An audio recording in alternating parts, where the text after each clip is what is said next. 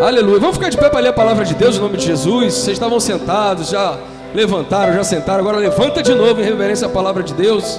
Quem puder, claro, né? Quem se sente confortável de levantar. Vamos ler um trecho das Escrituras para a meditação nessa noite, no nome de Jesus. Abram, por favor, a Bíblia de vocês na carta de Paulo aos Romanos. Por que Romanos, amados? Quem estava aqui, quem participou aí do feriado de carnaval, o pastor pediu para nós meditarmos sobre a carta aos Romanos. E eu não poderia perder a oportunidade de poder meditar nessa carta, já que você leu, já que você meditou nela. Então vamos meditar juntos nessa noite. Amém? Carta de Paulo aos Romanos, capítulo 1. E o versículo é o de número 16. Carta aos Romanos, capítulo 1, versículo 16. Ó, quem está sem Bíblia aí, ó. Pedro botou aqui no Data Show, olha aí. Diz assim a palavra de Deus: pois não me envergonho do Evangelho, porque é o poder de Deus para a salvação de todo aquele que crê, primeiro do judeu e também do grego, visto que a justiça de Deus se revela no Evangelho de fé em fé, como está escrito: o justo viverá pela fé.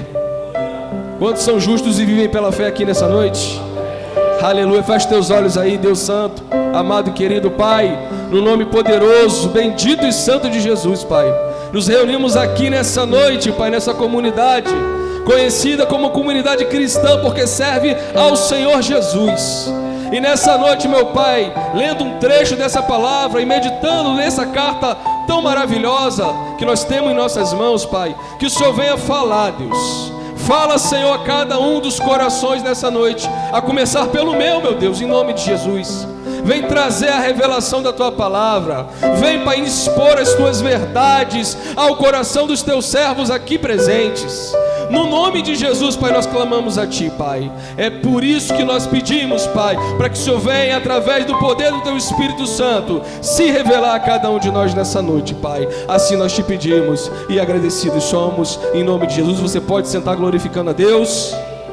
Glória a Deus. Aleluia. Amados, eu não podia perder a oportunidade, o momento que o pastor me concede aí, me dá essa oportunidade de trazer uma reflexão da palavra de Deus, trazer uma mensagem nessa noite, sem poder falar dessa carta maravilhosa.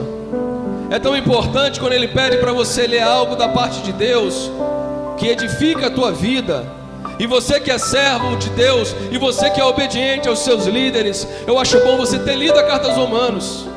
Porque a carta aos Romanos, na concepção de alguns estudiosos, de alguns teólogos, ela é considerada a carta mais sistemática, a mais profunda e a mais importante carta do Novo Testamento.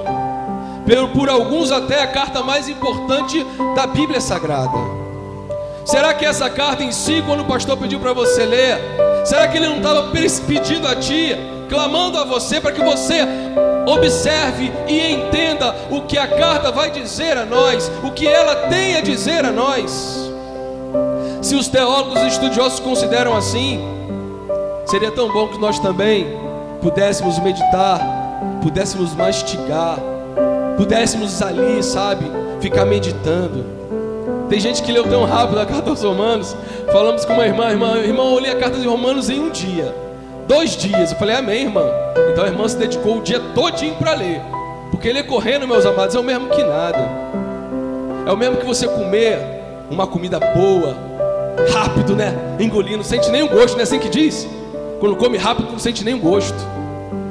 Tem coisa melhor do que você comer devagar, sentindo o sabor, pastor, sentindo o gosto, sentindo ali os ingredientes daquela comida deliciosa.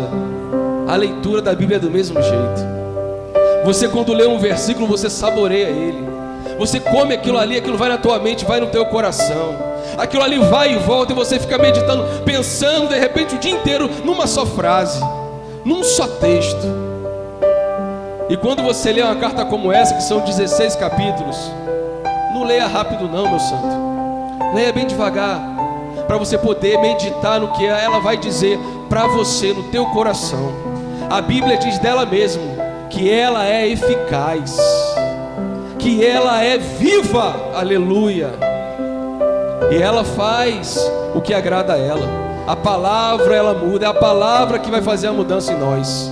E essa carta aos Romanos é algo tão lindo, porque é uma carta onde Paulo vai falar sobre a justificação pela fé. É uma carta que ela vai se resumir, ela vai do começo ao fim sempre permeando esse assunto, a justificação pela fé. Eu quero que você fique muito atento. Eu vou querer que você fique com sua Bíblia bem aberta aqui. Apesar de eu ter colocado os textos no Data Show, eu queria que você lesse na sua Bíblia. Sabe por quê? Porque na sua Bíblia você pode riscar, você pode anotar, você pode colocar uma observação, você pode botar para você ler depois. Aqui vai passar, de repente você não vai lembrar, mas a tua Bíblia você lê e aprende em casa. Você lê novamente, você come mais aquele pedacinho mais gostoso depois. Não é assim? Eu fico com raiva quando eu estou comendo assim, eu deixo aquele pedacinho melhor para daqui a pouco, né? A gente bota assim e tal, todo ajeitadinho para comer depois. Chega alguém e fala assim: ei, dá esse pedaço aí para mim. Calma aí, guardei para comer depois, pastor. O povo me pediu logo o melhor pedaço. Não é assim? A Bíblia é do mesmo jeito, eu anoto ali, esse pedaço aqui eu vou comer depois, ó. Isso aqui eu vou meditar depois. Essa palavra aqui eu vou ler novamente daqui a pouco. Porque você vê que aquilo ali toca no teu coração. Sim ou não? Amém? Então abre a tua Bíblia, deixa ela aberta aí para você não esquecer do que você vai ler, ou para você anotar para ler depois. Isso aí você pode comer sozinho depois, não é egoísmo não, meu irmão. Tá bom? Fica à vontade de comer depois. É interessante que essa carta, diferente de outras cartas, minha irmã Fran, Paulo escreve para um público, para um pessoal, para pessoas que ele nunca esteve perto. Eu acho que eu falei aqui da última vez que eu preguei sobre algum texto de Romanos. Ele escreve essa carta para irmãos que ele não tinha ido lá ainda. Paulo está em Corinto, escrevendo uma carta para irmãos que ele não tinha visitado. Tanto que ele deixa claro mais à frente que ele está animado, ansioso para poder ver os irmãos, mas ele não sabe quem são esses irmãos. Diferente das outras cartas, Paulo escreve para os Gálatas e fala assim: ó Gálatas insensatos. Ou seja, ele escrevia para os Gálatas para corrigir alguns erros na caminhada cristã daqueles homens. Ele escreve para a igreja de Corinto também corrigindo os coríntios, porque ele conhecia aquele pessoal. Então ele escreve porque ele já tinha estado junto com eles, e ele acaba sabendo dos erros que aquela igreja tinha cometido. Para a carta para os romanos não. Para a igreja que estava em Roma, ele não conhecia aqueles irmãos. Ele estava escrevendo uma carta de instrução, uma carta de aconselhamento, uma carta ali determinando como aqueles irmãos deveriam proceder, como eles deveriam caminhar, como eles deveriam se comportar. Então nesse momento é diferente. Ele escreve para pessoas que ele nunca viu. E aí eu faço sempre uma correlação isso com a igreja, pastor, porque quando a gente prega para pessoas que a gente conhece, muitos acham assim: tá pregando isso porque sabe da vida do irmão, tá pregando isso porque viu uma mensagem do zap do irmão. É indireta, né? Assim, pastor? Tá jogando piada para mim lá em cima, pregando sabendo do problema que eu estou passando. Amados, não tem essa pretensão. Não pense que você é tão importante assim que eu ia subir nesse altar, o pastor Nilson, a Fran, a Aline, para pregar algo direcionado só para a tua vida, meu irmão. Egoísta seria eu de fazer isso, querer o bem de só um irmão, pastor, e pregar só para ele. Quando nós pregamos aqui, nós pregamos aquilo que Deus coloca no nosso coração. E eu creio que quando Ele coloca no nosso coração, e Ele sabe que eu vou estar aqui nesse altar, o pastor, Ele sabe para quem Ele quer falar, com quem Ele vai falar. Ele tem um propósito dele, do texto ou das palavras que vão sair da minha boca. Tu sabe como os homens de Deus escreveram a Bíblia? Eles foram inspirados para Deus, mas não era um ditado não, ao contrário de que muitas pessoas acham que Deus ditou a Bíblia para Paulo. Paulo escreve assim: amados, Deus inspirou Paulo a escrever. O jeito de escrever é de Paulo. As palavras colocadas são quem escreveu elas foi Paulo. Não foi Deus que escreveu as palavras. Ele inspirou o homem. A inspiração veio dele, mas é o homem que escreveu. Diferente de Lucas. Se você olhar para Atos, a forma de escrever é um pouco diferente. É bom quando a gente compara os evangelhos. Cada um escreve de uma maneira diferente. Lucas usa palavras mais técnicas. Por quê? Porque ele era médico. Pedro escreve o mais simples, porque Pedro era um simples pescador. Então a característica da escrita vai do escritor. Eu falo uma coisa às vezes diferente do pastor Nilson, e Deus não citou para ele as palavras que ele ia falar não. Fala só assim, ó, escreve desse jeito, palavra por palavra. Ele colocou no coração dele, ele coloca no meu coração, ele coloca no seu coração o desejo de falar dele, as palavras que você vai usar para ele, as palavras que você vai usar para alcançar outras vidas. Ele não vai ditar no pé do teu ouvido não, meu amigo. Ele vai te inspirar, ele vai te encher. O Espírito Santo faz assim com a gente. Ele pega o homem e enche o homem. Ele pega a mulher e enche a mulher de sabedoria, enche de autoridade, enche de unção, para que ela possa subir, para que ele possa falar e a palavra de Deus chegar àquele coração. Então nesse contexto a gente vê que Paulo escreve uma carta para irmãos que ele não conhecia. E é interessante que a gente, por exemplo, o livro de Hebreus, sabe por que acham que foi Paulo que escreveu? Pela forma como ela foi escrita, pelas palavras utilizadas, pela forma da redação escrita. Por isso que acham que foi Paulo. Não sabem porque ele não se identifica. Mas eu acho lindo, que eu vou falar da carta aos Romanos aqui agora. E a primeira coisa que Paulo diz na carta de Romanos, ele fala assim, ó, acompanha comigo no versículo 1. Paulo, servo de Jesus Cristo, chamado para ser apóstolo, separado para o Evangelho de Deus. A primeira coisa que Paulo faz é se apresentar. A primeira coisa que ele faz é se apresentar. E primeiramente ele se apresenta como servo. Aleluia.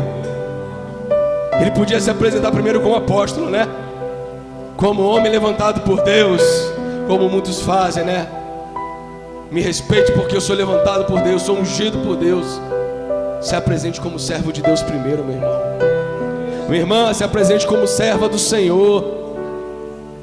Mostre humildade. Jesus foi um ser tão humilde nessa terra, sendo um rei tão rico, tão maravilhoso.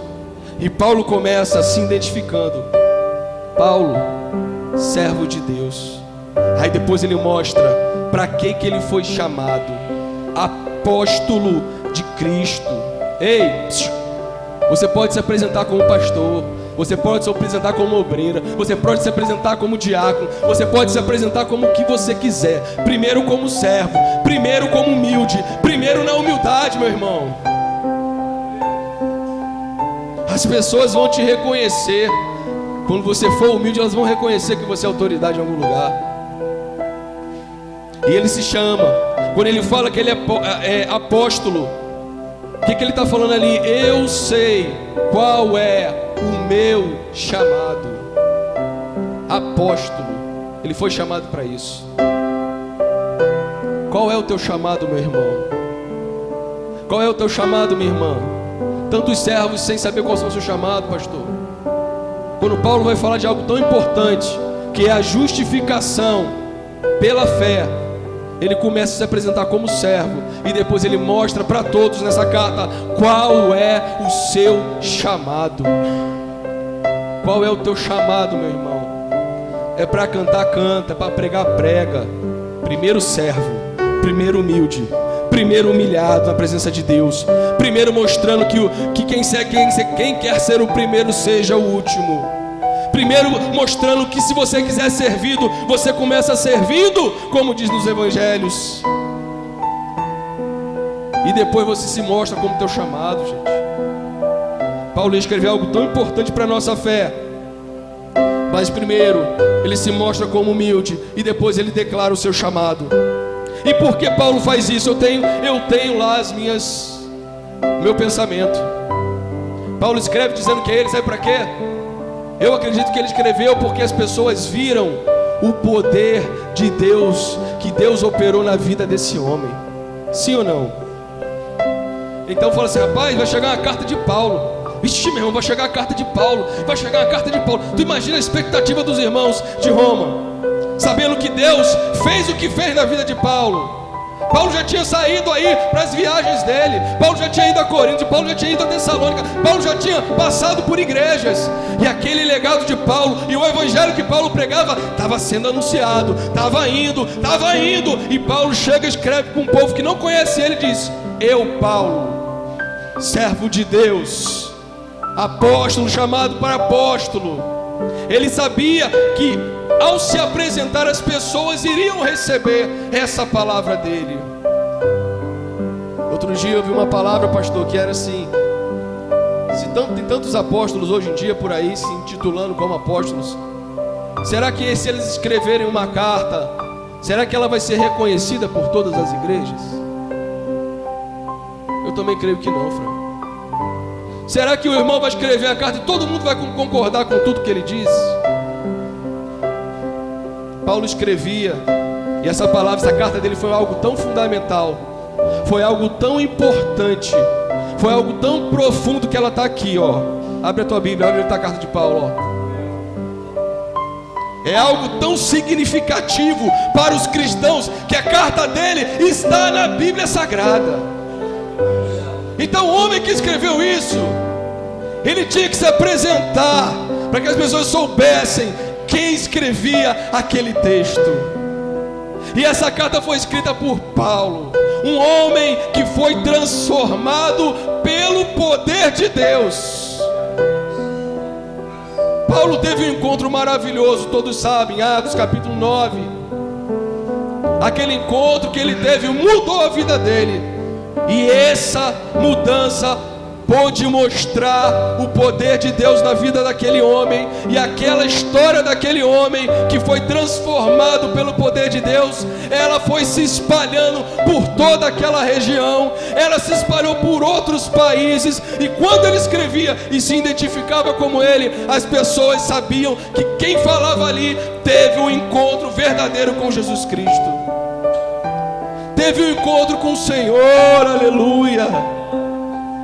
Tanta gente que fala aí de tantas coisas que eu posso duvidar se ela teve encontro com o Senhor, pastor. Eis que diz o Senhor, quando o Senhor disse a Paulo, os outros que estavam com ele viram a mudança dele. Então o poder de Deus foi manifesto a pessoas ali naquele meio. E Paulo era um cara que arrastava os crentes, e Paulo começa a amar os crentes, e Paulo matava os crentes, e Paulo começa a acolher os crentes. Isso mostra mudança, isso mostra transformação, isso mostra o poder de Deus.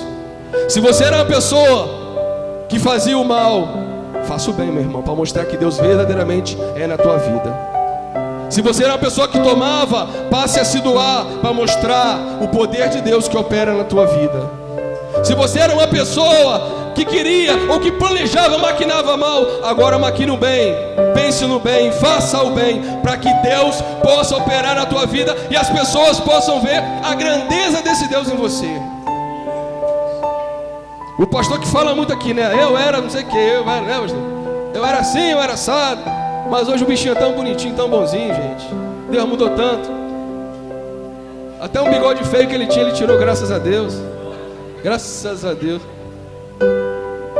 Tinha um bigodinho que eu vi, tinha não? Quando era policial, negócio de um bigode assim, né? Era esquisito, ó. Hoje tá aí, gente, bem bonitinho, ó. Até magrinho tá o homem. Se cuidando do templo do Espírito Santo, né? Vamos cuidar aí, irmão, do nosso templo, vamos lá. Eu sei que é difícil, é tentação também, esse negócio de cuidar do templo aí, fechar a boca, dieta. Eu vou falar sobre outra coisa. Vamos mudar de história. Paulo se identifica, e Paulo tem respaldo para fazer isso. os irmãos sabiam quem era esse homem. Eu falei pro pastor outro dia, eu fui a outra igreja ver uma palavra de um servo de Deus pregar lá. Eu falei, pastor, pedi permissão. Ele, pastor, posso ir mais ali lá ouvir o outro pastor lá? Porque ele tem uma palavra que eu gosto muito, é um homem de Deus. A gente tem acompanhado e vê a trajetória desse homem. Pastor, pode ir, Daniel. E eu vi um homem, um servo de Deus, para ouvir a palavra dele. Quem nunca foi a outra igreja aqui atrás de ouvir uma palavra de um servo de Deus? Ô, rapaz, aquele é um homem tão usado por Deus. Ou aquela mulher, uma mulher que tem uma forma de pregar que eu entendo bem. Ou eu quero ir lá ver, eu quero ir lá ouvir o que esse homem tem a dizer. Quantos aqui já não fizeram isso? Eu imagino aquele povo lá na expectativa de receber uma carta de Paulo. É um homem de Deus, é um homem que Deus mudou, é um homem que tem pregado nessas igrejas aí onde a perseguição é grande, é um homem que tem levado o evangelho. Eu quero ouvir esse homem falar. Então todo mundo vai e acredita na palavra que Paulo disse, a carta que Paulo disse, a orientação que ele dá. E é interessante falar sobre o livro de Romanos, que muitos homens foram mudados. Essa semana eu estudando, e muitos homens foram mudados por ler um trecho da palavra de Deus. Mas como assim, Daniel? Vou explicar. Por exemplo, o maior de todos, o mais conhecido de todos os reformadores, um dos principais da igreja cristã evangélica, o reformador protestante chamado Martinho Lutero. Ele era monge, gente. Ele era daqueles caras que o estudo sobre ele dizia que ele ia todo dia lá se confessar com o padre, porque ele se achava inútil, ele se achava pequeno, ele se achava um nada. E qualquer coisa que ele fazia de errado, ele ia lá pedir perdão e querer se penitenciar. E diziam os estudiosos que Lutero, o padre que pegava a confissão de Lutero, falou assim: meu irmão, por favor, não venha mais aqui não. Venha só quando tiver um pecado mesmo para poder confessar. Não venha para contar essas coisas aqui não, você está perdendo meu tempo. O padre perdeu a paciência com o homem, porque ele todo dia ele ia lá, pastor, para querer se confessar, porque ele não se achava justo. E quando ele lia a carta aos Romanos, os escritos, ele leu uma frase que mudou a história da vida de Lutero. Ele leu que o justo viverá pela... Aleluia. O justo viverá pela fé. Naquele momento, os estudiosos disseram da vida de Lutero que Lutero tinha que ir a uma igreja na Alemanha para poder, pastor, recolher o dinheiro das indulgências. Quem estuda um pouco de história aqui sabe do que eu estou dizendo. Indulgências eram as vendas de perdão. A igreja vendia o perdão. E aí Lutero tinha que ir à Alemanha para poder recolher esse dinheiro. Quando ele leu essa palavra, ele falou: está errado. Está errado o que nós estamos fazendo. E aí Lutero se volta contra aqueles princípios daquela instituição, e ele escreve 95 teses sobre as doutrinas da Bíblia, que confrontavam aquela que ele seguia. Daí até hoje, esse confronto, essas teses, elas permeiam a minha vida e a tua. Você sabia disso? Quem aqui é crente em Cristo Jesus? Quem aqui segue a Bíblia de verdade? Então tu segue o que Lutero nos ajudou a compreender. Aleluia, Deus usou aquele homem. Amém? Outra coisa que eu achei interessante é que frases mudam. Eu observando isso, eu percebo que determinadas frases, quando lidas, partes da Bíblia quando lidas, elas podem mudar o teu entendimento das suas coisas. Ela pode abrir verdadeiramente os teus olhos, deixarmos de ser meros cumpridores de regras, para vivermos uma fé justificada em Cristo Jesus. Não só lendo a palavra e fazendo o que ela diz, mas entendendo o que ela diz. Muitas vezes a gente cumpre rituais, sim ou não? Ah, eu tenho que ir para a igreja.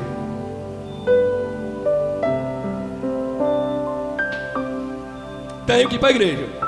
Mas por que eu vou para a igreja? Qual é o objetivo de eu estar aqui na igreja?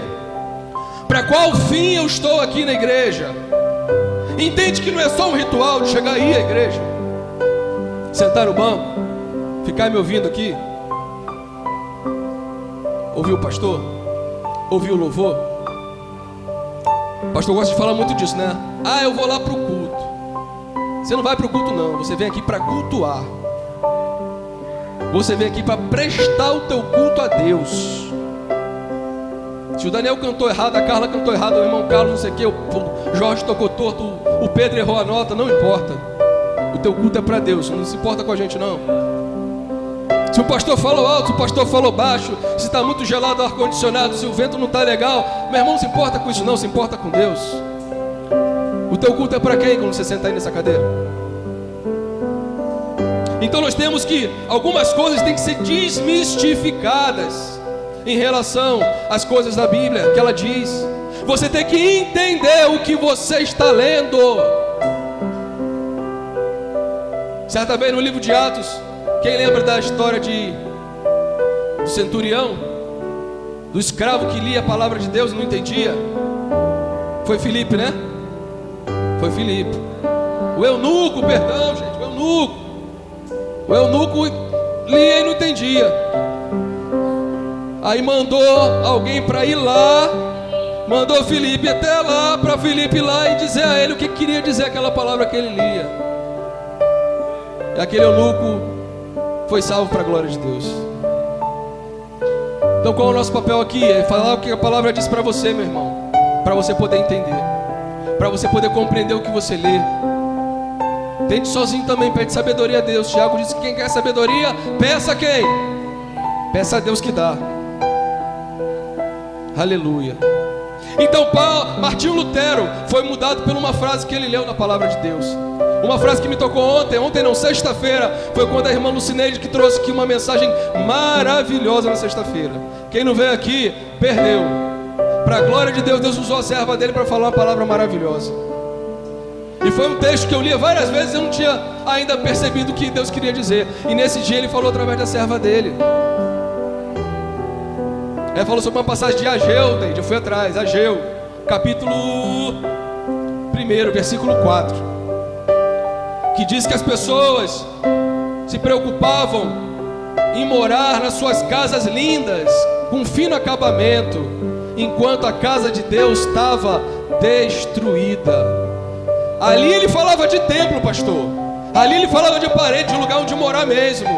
Só que hoje, quem é a morada do Espírito Santo de Deus, o templo dele? Somos nós, né? Aí eu entendi que hoje ele quer dizer o que com essa palavra?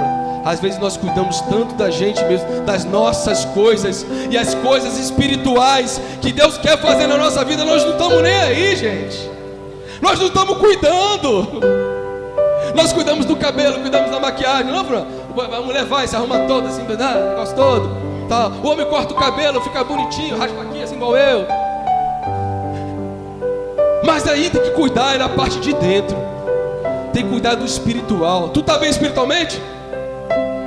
Amém, glória a Deus. Tá bonito por fora e por dentro, como tá? Tá bonito no corpo, mas a mente, o coração, o seu espiritual, como é que tá, meu irmão?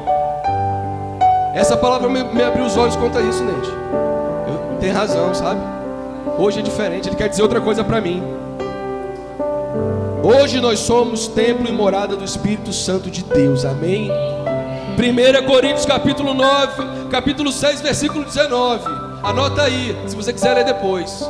É você que é a morada do Espírito Santo de Deus, amém? Glória a Deus. Vamos começar a analisar um pouco essa carta. Eu vou correr depois porque a gente tem que ganhar tempo. Não, pastor, puxa minhas duas orelhas, não, só não. Ele puxa as duas. Quais são os objetivos dessa carta aos Romanos? A necessidade de Paulo, como eu falei no início, era tratar a questão da justificativa da fé. A justificação, perdão, pela fé. Qual era a nossa por que nós éramos justificados? Ele deixou claro que a nossa justificação não vinha por obras. Ela vinha pela fé. Pela fé. Nos 3 primeiros capítulos, Paulo aborda a questão da natureza humana. Ixi, falar sobre a natureza humana. A natureza humana é um negócio meio complicado, sim ou não? Não é meio não, perdão, ela é muito complicada, sim ou não? Perdão, ela é demais complicada, sim ou não? É demais, meu irmão, é demais. Paulo começa no capítulo 1 abordando a idolatria, a a imoralidade e a depravação moral dos homens. A questão da graça, né, pastor? Não, porque nós estamos em outra época, meu irmão Daniel. Daniel está na época da graça, tudo é tranquilo. Não.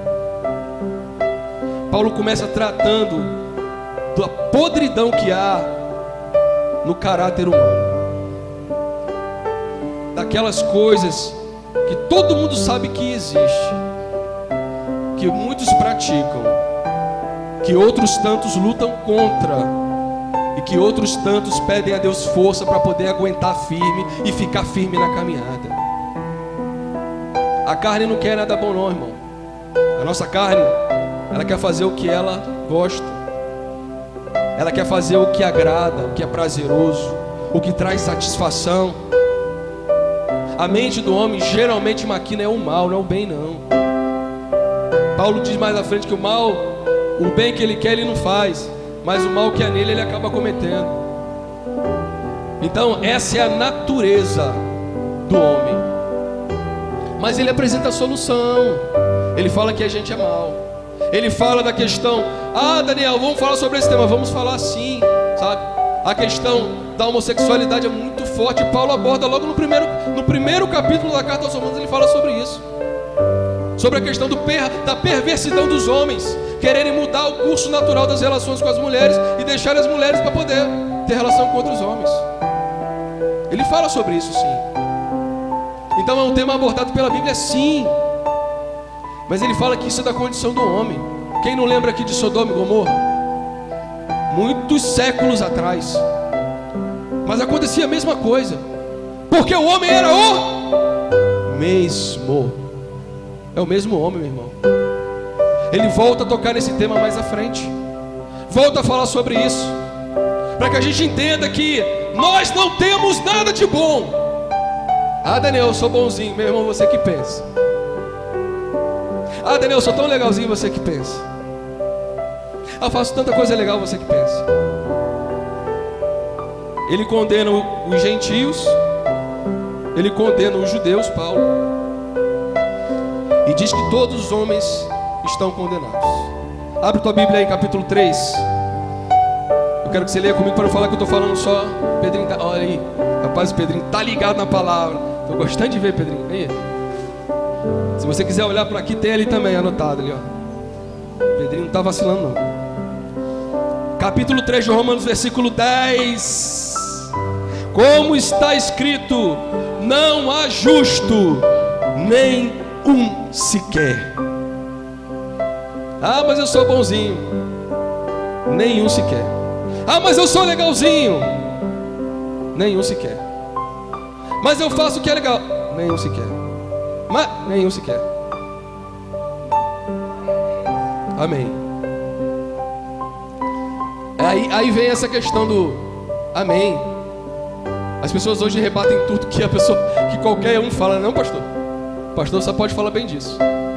O pastor pode pregar a palavra, falar o texto, o cara vai falar. Mas, meu irmão, quando você fala mais, depois da palavra ser lida, eu lamento lhe informar, mas é você e Deus. Se eu falar assim, eu acho, você pode falar assim, mas Daniel, mas se eu falar assim diz a palavra de Deus, e você fala mais, eu vou falar assim, meu irmão, agora você se entende com a palavra. Que a palavra diz que não há um justo sequer. Lutero não se considerava justo, por isso ele queria sofrer as penitências todo dia lá, pagar as penitências lá da fé que ele confessava lá, da igreja lá católica que ele frequentava. Ele achava que não era justo, porque a Bíblia diz que não há um justo. Diz mais, versículo 20, está bem aqui embaixo, versículo 20. Visto que ninguém será justificado diante dele por obras da lei. Ninguém vai ser justificado porque faz uma coisa ou faz outra. Ninguém. Nós conhecemos crenças, nós conhecemos religiões que costumam falar e afirmar em bom e alta voz, falar assim: não, mas eu faço, eu dou, eu me dedico e por isso serei salvo. A Bíblia diz que ninguém vai ser salvo por obras, ninguém. Quer você queira, quer você não queira, ninguém vai ser justificado pelas suas obras. Mas Deus é legal, Deus é bom, Deus é o nosso Rei, Deus é o nosso Senhor, Deus é o Senhor da nossa vida, e Ele alerta a gente, amados. Deus está falando em todo o tempo, Deus está te explicando em todo o tempo. Ele é duro para falar isso: ó, ninguém vai ser justificado pelas obras, não há o justo sequer, mas Ele vai te dar um caminho para você poder agradar o coração dEle, amém? Aí você vai entender, não é por obras, vixe, não é pelo que eu faço, não é pelo que eu acho que sou, mas você vai entender por que é. Abre comigo aí no capítulo 4, perdão, capítulo 3, me desculpa. Continua no 3 aí, eu vou descer só mais um pouquinho aqui, ó. Versículo 22. Aí tá na tela aí, o negócio tá bom aqui, Pedrinho tá ligado. Versículo 22. Justiça de Deus mediante a fé em Jesus Cristo. Para quem? Para todos e sobre todos os que creem, porque não há distinção. 23. Pois todos pecaram e carecem da glória de Deus. Aleluia! Glória a Deus, todos.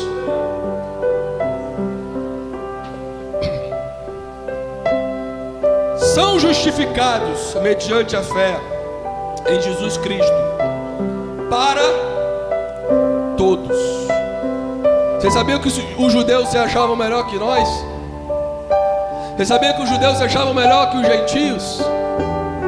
Vocês sabiam que os caras se achavam tal? Mas Deus fala através de Paulo que, ó, não há distinção, aleluia. Todos. A justificação em Jesus Cristo é para todos. Aleluia. Não há distinção de judeu ou não judeu. Não há distinção de gentio e judeu. Não há. Nós fomos incluídos. Sabe por quê? Não pelo sangue, ó, mas pela fé. Aleluia. Aleluia. Aleluia.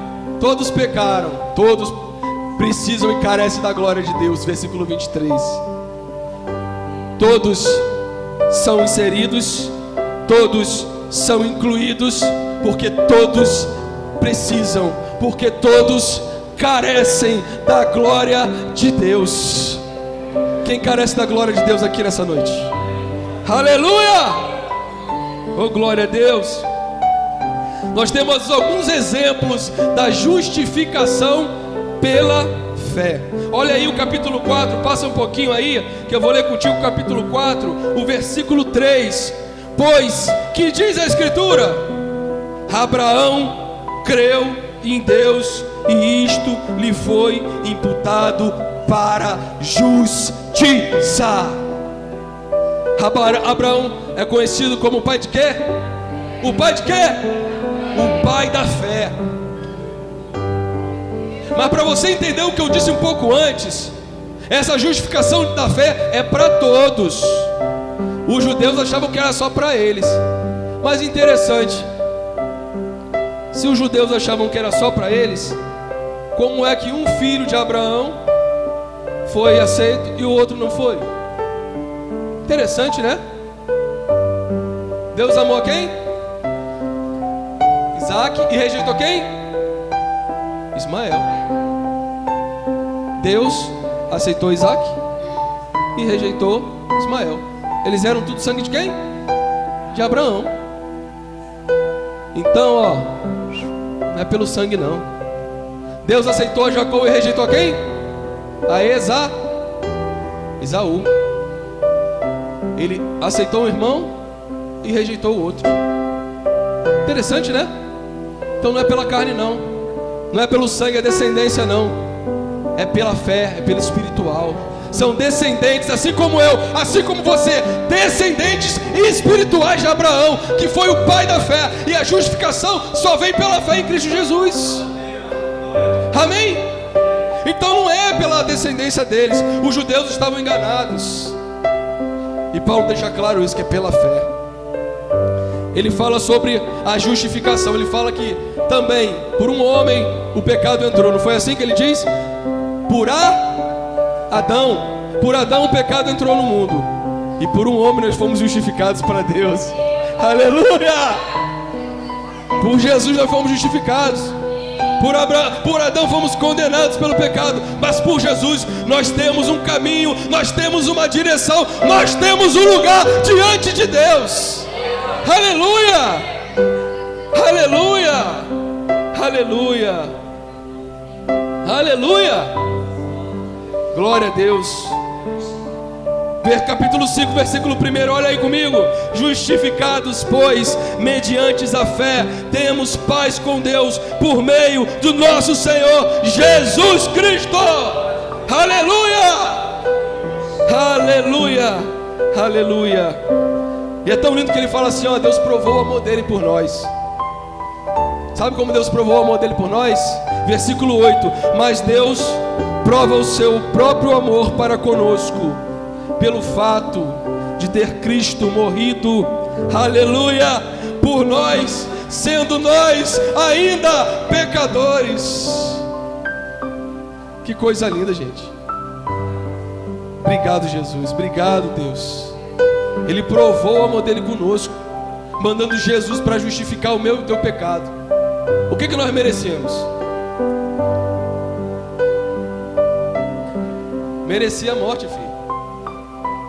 Mas Deus prova o seu amor conosco, pastor, e tem enviado Jesus para morrer no nosso lugar, quando nós ainda nos éramos pecadores. Aleluia! Aleluia! E qual é o resultado? Eu falei primeiro para vocês sobre o que era a necessidade do Evangelho, o plano que Deus tinha, a declaração do plano de salvação que Ele tinha para nós. Falei sobre a justificação pela fé em Abraão, e agora eu quero falar com vocês sobre o resultado. Qual é o resultado da santificação, da justificação? Qual é o resultado disso? Abre comigo aí no capítulo 6. Capítulo 6 de Romanos. As pessoas achavam que por ser justificadas elas teriam a liberdade de poder pecar. Misericórdia. E até hoje tem um bocado de gente que pensa assim, sim ou não? Não, mas eu já tenho Jesus, eu vou pecar e já estou justificado, e é isso mesmo, e eu vou pecar do jeito que eu quiser. Ei, irmão, a justificação em Jesus nos leva, nos encaminha, nos conduz à santidade. Amém? Ser justificado pela fé vai te levar mais perto de Deus, meus jovens. Vai te levar mais perto do Senhor, igreja. Capítulo 6: que diremos, pois? Permanecemos no pecado para que seja a graça mais abundante? A pergunta que Paulo fala, uma pergunta retórica. Ele fala e ele responde. Aí ele fala no versículo 2, ó: de modo nenhum. Como vivemos ainda no pecado, nós que para ele já morremos? Se você morrer para o pecado, como é que você vai viver nele? Ele pergunta e ele responde. Eu acho tão lindo esse texto, que no versículo 4, ele diz assim, ó, lê comigo aí, coisa linda. Versículo 4: somos, pois, sepultados com ele na morte pelo batismo, para que, como Cristo foi ressuscitado dentre os mortos pela glória do Pai, assim também andemos nós em novidade de vida. Aleluia! Vida nova, igreja. Justificados pela fé, você anda uma nova vida na presença de Jesus. Se tu está andando no mesmo jeito que tu andava antes de aceitar Jesus como Salvador, é bom tu rever, meu irmão. É bom tu pensar direitinho, minha irmã. A Bíblia nos fala que nós vivemos em novidade de vida. Aleluia! A Neide falou também sexta-feira sobre o batismo. Coisa linda, né, Neide? Eu amo ver esse texto, porque o batismo tem um significado. Você desce as águas, você está lá deitadinho debaixo d'água, e depois quando você sai um novo homem de dentro da água, amigo. Aleluia! Um novo servo de Deus, uma nova pessoa, transformado, declarando que você agora quer viver para Ele. Você morreu com o pecado ali para o mundo, e agora tu está vivendo para Deus. Aleluia! É tão lindo quando a gente fala isso. É interessante que quanto mais nos achegamos a Deus, mais nos afastamos do pecado, sim ou não? Quanto mais a gente quer as coisas de Deus, mais o pecado fica para lá. Tanto que tem irmão que fica chateado tem irmão que fica chateado com a liderança da igreja, porque a gente: irmão, como é que tu tá, meu filho? Fique perto da igreja, que a gente só fala de Deus aqui dentro. A gente conta as piadas, a gente briga com o irmão, né, Thiago? De vez em quando a gente faz as brincadeiras com os irmãos, tal, aquele negócio todo. A gente trabalha, né, Regiane? Trabalha junto. Mas aqui a gente fala de Deus. Aqui a gente fala do Senhor. Aqui a gente dá honra a Ele, aqui a gente glorifica Ele, aqui a gente fala da Bíblia, aqui a gente fala o bem que Ele quer para você. E quando a gente quer que você chegue mais a Deus, a gente quer a tua presença aqui com a gente. Não se chateie não, meu irmão. Se eu falo assim: irmão, vem para a igreja, fica mais pertinho de nós. É pro teu bem, querido. Tiago diz assim, ó: achegai-vos a Deus, e Ele se achegará a vós. Aleluia! Aleluia! Aleluia! Achegai-vos a Deus, e Ele se achegará a vós. Tu és justificado, tu vive em novidade de vida, tu se achega a Deus, e Ele se achega até você. E tem um capítulo aqui que eu amo, é o capítulo que eu mais amo de Romanos, que é o capítulo 8. Tem vezes que eu leio o capítulo 8 umas 2 vezes na semana, além de ler os outros, porque eu amo o capítulo 8 de Romanos. Eu acho o mais lindo do Novo Testamento, o capítulo 8 de Romanos. Fala sobre tanta coisa importante para nós. O capítulo 8 fala de tanta coisa importante para nós. Ele fala sobre a certeza da tua salvação. A certeza.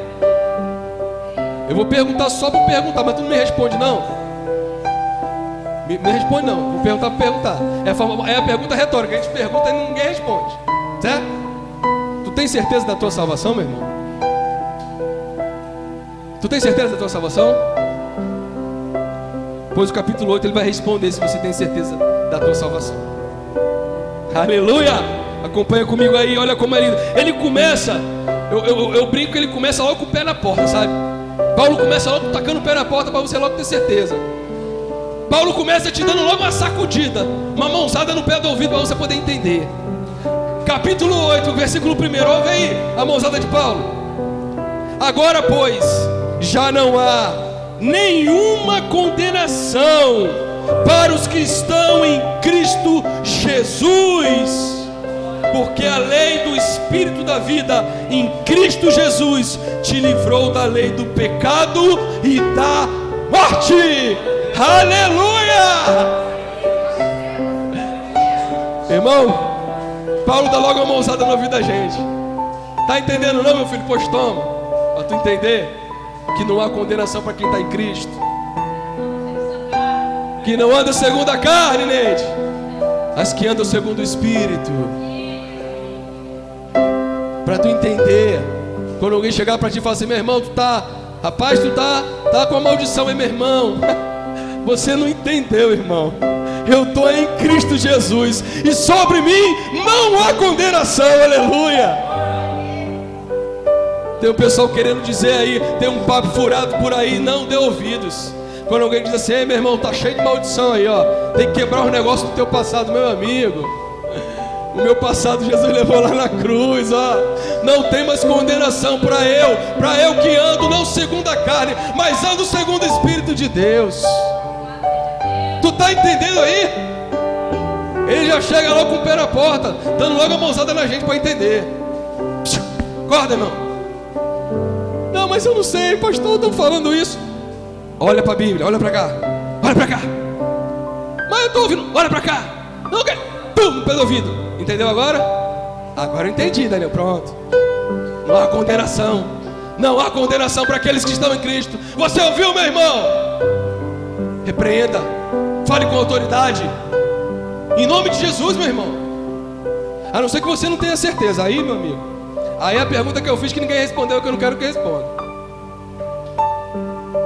Se tu tem certeza, tem condenação não, amigão. Não tem condenação. A lei não nos governa mais. A carne não nos governa mais. Aleluia. O pecado não nos governa mais. O que habita em nós é o Espírito de Deus. E o Espírito de Deus te traz liberdade no Senhor. Aleluia. É assim que Ele faz.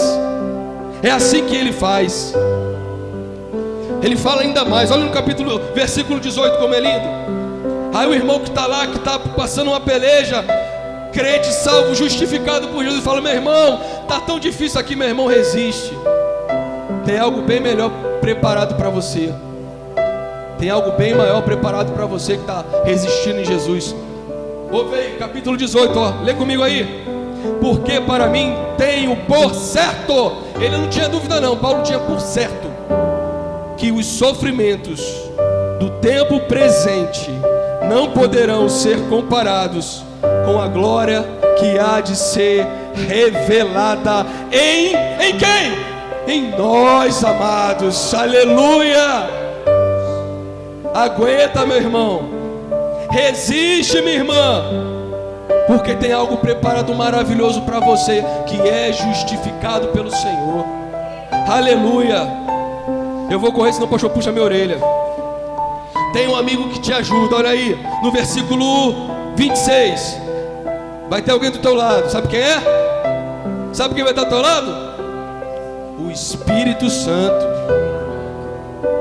Ele diz que é o nosso amigo aqui, ó, a nossa sombra, a nossa direita. É o Paracleto que está do nosso lado. É o Espírito Santo. Versículo 26. Também o Espírito nos assiste em nossas fraquezas, porque não sabemos como orar, mas o mesmo Espírito intercede por nós de sobremaneira, com gemidos inexprimíveis. Você sofrendo, você pelejando, você tem ajuda do Espírito Santo de Deus na tua vida. Ele vai te ajudar, aleluia. Tu entende isso? E aí, meu irmão, eu vou adiantar, senão não vou acabar hoje. Tem a prova de Deus. A prova é a certeza que Ele está contigo. Passa um pouquinho mais aí, ó. Eu vou ler com vocês o versículo 35. Tem até um hino que é tão lindo quando fala desse versículo. Quem poderá nos separar do amor de Deus? Hã? Quem poderá nos separar do amor de Cristo? Versículo 38. Porque eu estou. Ele está em dúvida? Ele está com dor de pensamento? Ele está o quê? Bem certo. Não está só certo não, irmão. Ele está bem certo de que nem a morte, nem a vida, nem os anjos, nem os principados, nem as coisas do presente, nem o futuro, nem os poderes, nem altura, nem profundidade, nem nenhuma outra criatura pode nos separar do amor de Deus que está em Cristo Jesus, o nosso Senhor. Aleluia! Glória a Deus! Aleluia! Glória a Deus!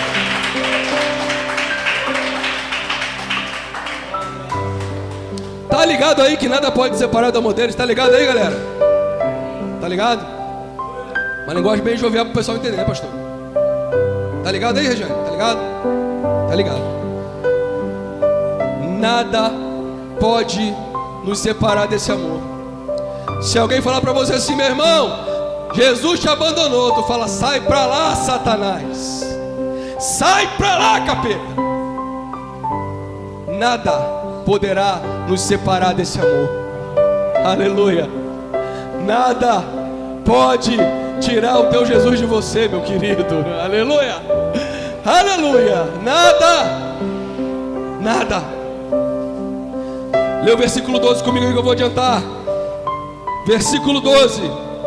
Você vai viver uma nova vida. Paulo escreve lá para o pessoal, depois que são justificados pela fé, vocês passam pela aprovação, Deus justifica vocês, nada separa vocês do amor de Deus através de Jesus. Vocês têm que viver uma nova vida. Capítulo 12, versículo 1. Pois, irmãos, rogo-vos a misericórdia de Deus, que apresenteis o vosso culto por sacrifício, ouve aí bem direitinho, vivo, santo e agradável a Deus, que é o vosso culto racional. E não vos conformeis com esse século, mas transformai-vos pela renovação da vossa mente, para que experimenteis qual seja a boa, agradável e perfeita vontade de Deus para a tua vida. Aleluia, a vida é nova. A vontade é de Deus, não é tua mais não. A vontade não é da carne, é do Espírito. Aleluia. Paulo fala no versículo 1 sobre culto racional. Sabe por que ele fala disso? Porque o povo tem muito de misticismo, um negócio meio esquisito, um negócio meio escuro. Vai pra lá, meu, acende a luz aí, homem. Vamos orar a Deus de luz acesa. Negócio da fumaça. Sai pra lá, pastor. Negócio da fumaça, negócio escuro. Não, meu irmão. Meu Deus é de claridade, o meu Deus é transparente, o meu Deus é vivo, é real. Tem esse negócio de escurinho não, de não sei o que, aquela... Meu irmão, Deus é real, Deus é mais presente, é mais real que o ar, é mais real que esse vento, é mais real que essas paredes. A gente não precisa dessas coisas não. Irmão, precisa dessas coisas não. Negócio de luz, de escurinho, precisa não. Vai ter em casa lá, nas suas intimidades lá. A igreja não, meu amigo, deixa tudo aceso aí. Vamos orar, adorar a Deus com tudo aceso, em nome de Jesus. Porque a vida é nova. Amado, sabe por que eu não gosto para a igreja ter negócio de jogo de luz e tal? É porque me lembra o passado, sabe? Negócio muito igual ao passado. Não, quero novidade de vida. Quero corra nova. Quero corra velha não. A velha ficou para lá, não quero nem saber. O velho homem foi enterrado, foi sepultado no batismo, né, gente? Aleluia. O velho homem ficou por lá, meu amigo. Eu quero é coisa nova no Senhor, aleluia. A claridade, a transparência, a iluminação. Deus fala tanto de trevas, né? Trevas é negócio escuro, gente. Ele fala de luz. Luz é coisa clara. As pessoas veem, enxergam. É ou não é? Negócio de ocultismo, negócio meio... Não, meu amigo, tô fora, olha pra lá. Negócio aqui é as claras. Viver uma nova vida sendo um morador do céu. A gente vive nessa terra, mas a gente é morador da onde? Da onde? A gente é morador do céu. Vamos viver como herdeiro nessa terra? Ah, tu tá aqui, eu sei, mas quem tá herança, tem herança? Não tenho. Quem disse que não? Teu pai é um liso. Quem disse que meu pai é liso? Tá doido, né, macho?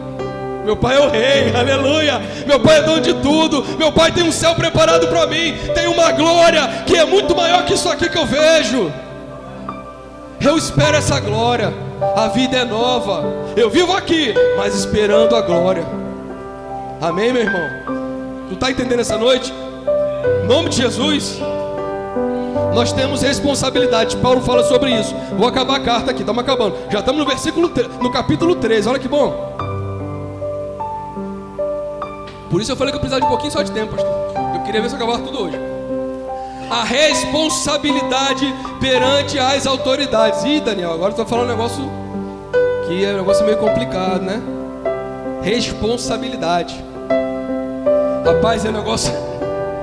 Quem é pai e mãe aqui? Levanta a mão aí, vai. Pai e mãe aí, levanta aí, Luiz. Tem um bocado de filho, levanta aí, tem meus 4, vai. 6, é? 6? 4. Quem é pai e mãe? Menos o Igor e a Cícera, os meninos aqui, né? Vai estudinha, pai. Minha Regiane, Esther. Vai tudo é pai, a maioria aí. 95%. Meu filho, cria responsabilidade. Quem já falou isso pro filho? Meu filho, tenha Responsabilidade. Rapaz, interessante que a gente fala pro filho isso, que tem responsabilidade. Mas tem muito pai que não tem, sabia disso? Quando a gente fala, Paulo orienta aqueles homens lá e fala: vocês têm que ter responsabilidade perante as autoridades, sabia disso? Paulo não queria os crentes bagunceiros, não. Uns crentes anarquistas que queriam bagunça, discórdia, a contenda, não. Ele queria gente que fosse responsável perante as autoridades. Porque ele diz, capítulo 1, 13, primeiro aí, Pedro, vê se tem. Capítulo 13, versículo 1: todo homem esteja sujeito às autoridades superiores, porque não há autoridade que não proceda de Deus, e as autoridades que existem foram por eles instituídas. Versículo 2: de modo que aquele que se opõe à autoridade resiste à ordenação de Deus, e os que resistem trarão sobre si mesmo condenação. Ixi, Daniel, agora tu pegou pesado. Peguei, foi mal, galera, mas é palavra de Deus, é isso aí. Autoridade, responsabilidade perante as autoridades. Quando os irmãos me abordam sobre a questão política, amados, eu costumo dizer assim: meu irmão, me perdoe, mas eu sigo a Bíblia. Eu oro pelo político que está naquele momento presidindo o meu país, presidindo a minha cidade, presidindo o meu estado. É por ele que eu vou orar, porque assim Deus o instituiu como governante sobre essa terra, sobre essa nação, sobre essa cidade. E em si, se eu entendo que a palavra diz que toda autoridade é instituída por ele, ele me diz: se eu não entender isso, se eu for contrário a essas autoridades, eu estarei sendo contrário à ordenação do próprio Deus e trazendo maldição sobre a minha vida. Está entendendo aí, irmão? Eu lembro daquela última eleição, eu não sei quem, Bolsonaro, eu não sei o que lá. Meu irmão, assim que acabar isso aí, eu vou... Quem é o fulano? É ele, eu vou orar por ele. Não, eu vou resistir. Meu irmão, se eu resistir a ele, eu vou estar resistindo ao próprio Deus. Foi Deus que instituiu ele. Eu tenho que orar para que ele faça o melhor governo possível. Eu tenho que orar para o governador do nosso estado. Eu tenho que orar pelo prefeito da nossa cidade. Eu tenho que orar por eles. Eu tenho que orar pelo teu pastor, que é autoridade sobre a tua vida espiritual. Eu tenho que orar por ele. Ah, não ora pelo meu pastor, não. Você está cometendo um erro diante de Deus. Você está trazendo condenação sobre a sua vida. Você que só reclama desse homem aqui, que hoje em dia não tem bigode, você está trazendo condenação sobre a sua vida. Olha, você acha ele esquisito, ora para ele se vestir, vai arrumar uma gravata mais bonitinha, para ele vir mais arrumado. Ah, meu pastor vem todo esquisito. Arruma ele, gente. Dá para ele uma gravata nova, dá um terno novo. Tá precisando, pastor? Ah, a Fran também aqui, a Fran também tá só agora querendo as bênçãos também, gente. Gente, a Fran também é autoridade, a bichinha. É autoridade sobre essa igreja. Ore pela vida da Fran. Dê presente para a Fran também.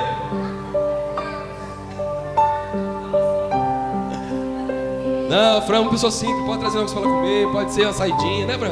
Pode ser um passeio. A Fran topa tudo aí, pastor, pode ficar tranquilo. É muito simples, traz que ele gosta, gente, dá maior valor, chora. É com ele mesmo e com ela mesmo. A Fran chora mesmo, mas aqui chora um bocado.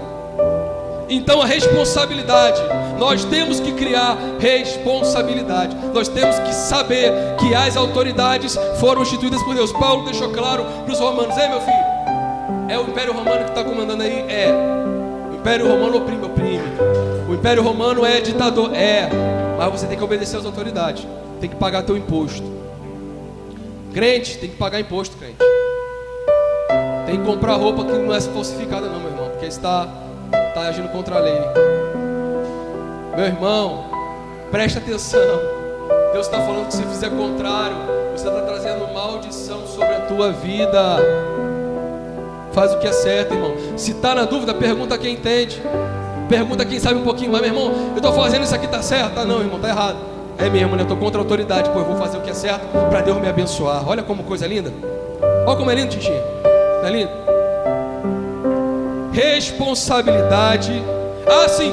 Mas se as autoridades são contrárias à questão de Deus, se a autoridade manda eu negar o Senhor, como tem países aí que a autoridade manda negar a fé em Cristo, aí, meu amado, aí a Bíblia diz em Atos capítulo 5: antes agradar quem?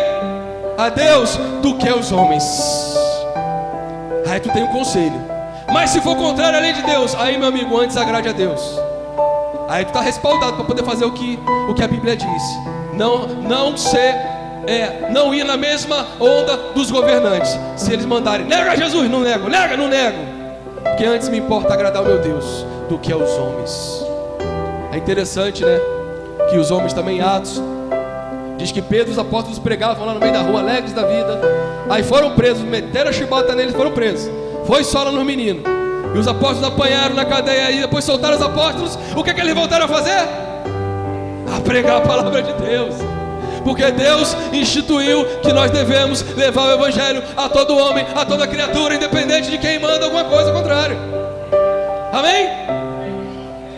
Se for contrário aos princípios de Deus, antes agrade a Deus, meu irmão, do que os homens. Amém? Nós temos responsabilidade perante os homens. Ixi, Daniel, perante os homens. Versículo 14. Olha aí. Ah, sim, versículo 14. Olha aí comigo aí que eu achei esse texto e eu fiquei pensando comigo lá em casa. Versículo 14, capítulo 14, perdão, versículo 17. Porque o reino de Deus não é comida, não é bebida, mas paz e alegria no Espírito Santo. E assim, aí no 19 fala assim: assim pois, seguimos as coisas da paz e também da edificação de uns para com os outros. A responsabilidade perante os homens. Gente, em nome do Senhor Jesus, Paulo diz que nós devemos ter paz. Paz com os homens. O evangelho não é comida nem é bebida, porque eles discutiam, os judeus discutiam sobre o que podia comer e o que podia beber. É tão lindo que Jesus fala no Sermão da Montanha: aquele que tem fome e sede de quê? De justiça. Ele compara a questão da comida, da bebida, como fome e sede de justiça. E eu estava falando em relação a esse negócio do outro texto, diz que as pessoas se escandalizavam com o que comer, o que pode ou o que não pode. Outro dia eu me escandalizei com os irmãos que comiam de uma maneira assim tão apavorada, tão apressada, tão sem esperar uns aos outros. Eu ficava assim: meu Deus, parece que a nossa fé é comida e bebida, quando na verdade nossa fé é a paz. Nós devemos com os homens andar em paz. Ele fala um pouquinho antes que nós devemos ser tolerantes com os fracos ou com os débeis na fé. Tem gente que não entende a Bíblia como você, meu irmão. Tem gente, minha irmã, que não entende a Bíblia como você. E você não vai querer dar uma de bonzão, não vai querer dar uma de boazona, não, porque entende mais a Bíblia que o outro, não. Ele diz que tu tem que tolerar o irmão que não entende muita fé, que é débil na fé. Tolera ele, gente. Entende que você é mais forte, que você entende mais a palavra. Nós temos uma responsabilidade com os homens. Tem crente que fala assim: eu não sou exemplo de nada. Meu Deus, Paulo diz para ser imitador dele, porque ele imita Cristo. Nós temos que ser imitadores de Cristo. Se o crente fala que não é exemplo, ele não pode ser um crente de verdade. Ele não pode ser um crente fiel às Escrituras, porque em tudo nós devemos glorificar o nome de Deus. Aleluia, aleluia. Capítulo 15, versículo 1. Ora, vós que sois fortes, devemos suportar as debilidades dos fracos e não agradar-nos a nós mesmos. Portanto, cada um de nós agrade ao próximo, que é bom para a edificação, porque Cristo não agradou a si mesmo. Olha que palavra pesada.